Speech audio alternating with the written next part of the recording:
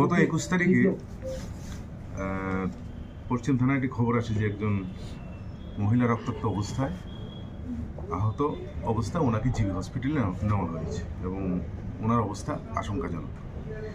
সেই খবরের ভিত্তিতে পশ্চিম থানার ওসি এবং রামনগর ফাঁড়ির ওসি ওনারা ওই জায়গায় ঘটনাস্থলে যান এবং ঘটনার বিস্তারিত তথ্য নিতে থাকেন এবং মহিলাকে হসপিটালে যাওয়ার পর জিবি হসপিটালে যে অবস্থা পাওয়া যায় ওনার সাথে কথা বলার মতো অবস্থা ছিল না, উনি সংজ্ঞাহীন ছিলেন, যার জন্য ওনার আঘাতের সঠিক কী ঘটনা সেটা আমরাও পরিষ্কার হতে পারিনি।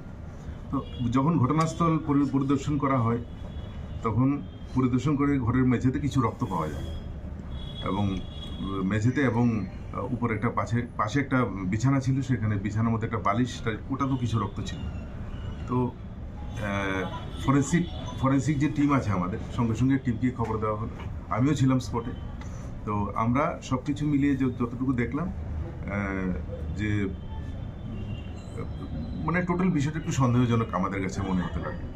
পরবর্তী সময়ে ওনার মেয়ে বুলটি দেব, ওর সাথে কথা বলার পর ওর যা বক্তব্য তাতে যে অজ্ঞাত পরিচয় দুষ্কৃতিকারীরা বাড়িতে ঢুকে ওনার মাকে মাথায় আঘাত করে ওনার সোনার জিনিসগুলো নিয়ে গেছে। তো এই হচ্ছে ওনার মূল বক্তব্য। তখনও মহিলা জীবিত ছিল জিবি হসপিটালে। তো পশ্চিম থানার ওসি রানা চ্যাটার্জি এবং রামনগর ওসি শুভেন্দু দাস ওনারা আশেপাশে যে বাড়িঘর ছিল সবখানে ওনারা কথাবার্তা বলেন, সবার সাথে আলোচনা করে সব কিছু যা তথ্য নেওয়ার সেটা নেওয়া হচ্ছিল।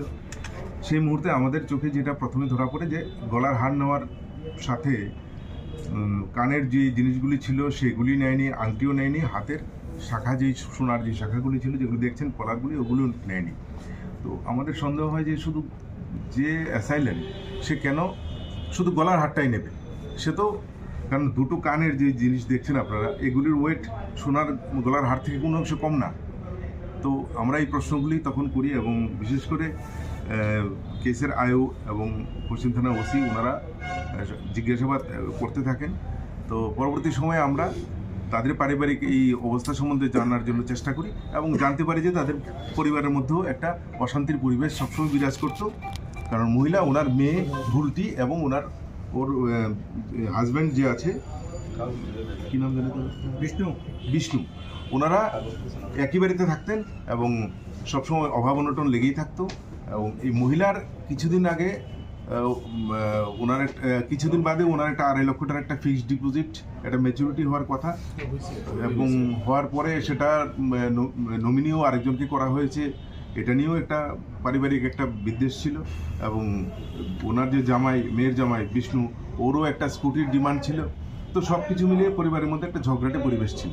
তো ফাইনালি এই সমস্ত তথ্য জানার পর পরবর্তী সময় যখন আমরা স্পেসিফিক কেস নেই এবং পরের দিন ওই মহিলাও মারা যায় এবং আমরা একটি সুনির্দিষ্ট সেকশন লাগিয়ে একটা সুনির্দিষ্ট কেস নিয়ে একটা মার্ডার কেস, যেটাকে আমরা মার্ডার কেস নেই এবং ধারাবাহিকভাবে ওদেরকে জিজ্ঞাসাবাদ করে ফাইনালি একটা জিনিস পরিষ্কার হয় যে এই ঘটনা বুলটি এবং মানে ওনার মেয়ে, ডিজিজের মেয়ে বুলটি এবং ওর হাজব্যান্ড, ওনারা মিলেই এই ঘটনা করে ওনাকে রক্তাক্ত জখম করে এবং পরবর্তী সময়ে লোক দেখানো হসপিটালে নিয়ে যায় এবং ওই মহিলার সব জিনিসপত্রগুলি নিয়ে